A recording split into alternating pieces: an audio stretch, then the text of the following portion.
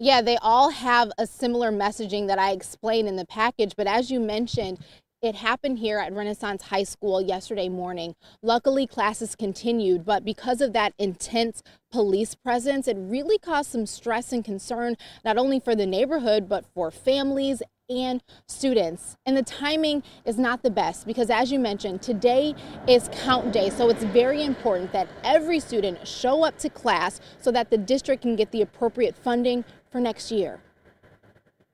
In one day, 7 Action News is learning at least 10 schools across our state were forced into lockdown over a school threat, and officials believe it's not a coincidence. First thing is, I want to know if it's real or not. I mean, what's a prank and what's real? The Fed's now investigating what they call swatting, a coordinated campaign when a caller says the school's name, the address, and claims a teacher was reporting one of their students shot another. The swatting call sending a swift and heavy police presence at Renaissance High School and Huron High School in Ann Arbor. Parents' concerns multiply. There are kids who actually go to this school and people are at work. They're getting calls about, hey, you got to pick your kid up because there's like a bomb threat or whatnot. It's pretty scary. Local, state, and federal agencies now involved in what is believed to be a nationwide spoof call, with ATF tweeting each threat is being investigated to ensure the safety of staff and students. Michigan Attorney General laying out the consequences, saying the person responsible could face a felony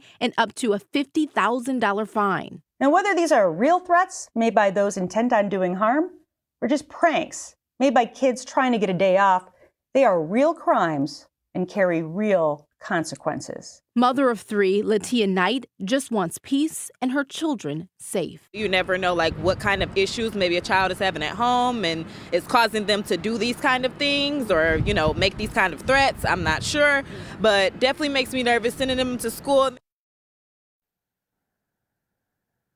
Now, investigators are being pretty tight-lipped about the details of these calls. We're still working to learn if it's an automated message or if it's a person's voice, if these calls all came in around the same time. So we're going to continue to work this story. But again, today is count day. So if your child is healthy, please make sure they're in school so that the district can get the appropriate funding for next year. Live in Detroit, I'm Kiara Hay, 7 Action News. Yeah, you can certainly understand how a parent, though, might be afraid. Kiara Hay live for us on the West Side. Thank you, Kiara.